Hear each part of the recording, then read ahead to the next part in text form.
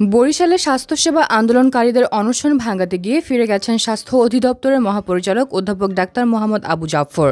অনশনরত শিক্ষার্থীরা জানান, স্বাস্থ্য উপদেষ্টা না আসা পর্যন্ত তারা অনশন ভাঙবেন না এবং আন্দোলন চালিয়ে যাবেন।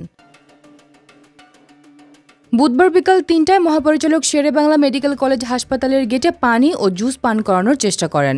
সকালে মিলনায়তনে রাজনৈতিক নেতৃবৃন্দ, চিকিৎসক ও সাংবাদিকদের সঙ্গে মতবিনিময় শেষে তিনি সংশ্লিষ্ট কর্মকর্তাদের নিয়ে আন্দোলনকারীদের সঙ্গে অনশন ভাঙানোর চেষ্টা করেন।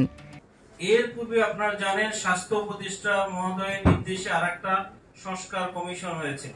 তারাও ৬ দফার একটা দাবি উপস্থাপন করেছে। জনপ্রশাসন মন্ত্রণালয়ের অধীনে আরেকটা সংস্কার কমিশন হয়েছিল। তার মানে অন্তর্বর্তীকালীন সরকার চাচ্ছে একটা সংস্কার, রিফর্ম কমিটি হচ্ছে। এর মধ্যে যে মৌলিক বিষয়গুলো উঠে এসেছে, এই বিগত দিনে স্বাস্থ্য অধিদপ্তরের মহাচালক হিসেবে আমার যতটুকু অভিজ্ঞতা হয়েছে, প্রথমে আমরা যদি নজর দেই তাহলে সবচেয়ে বেশি একটা সিস্টেমকে যদি আমরা অ্যাকচুয়ালি ফ্রুটফুল করতে চাই, আমাদের যে উদ্দেশ্য সেগুলো সফল করতে চাই, তাহলে আমাদের যে সবসময় ফাইন্যান্সিয়াল একটা বিষয় আছে, পলিসি একটা বিষয় আছে,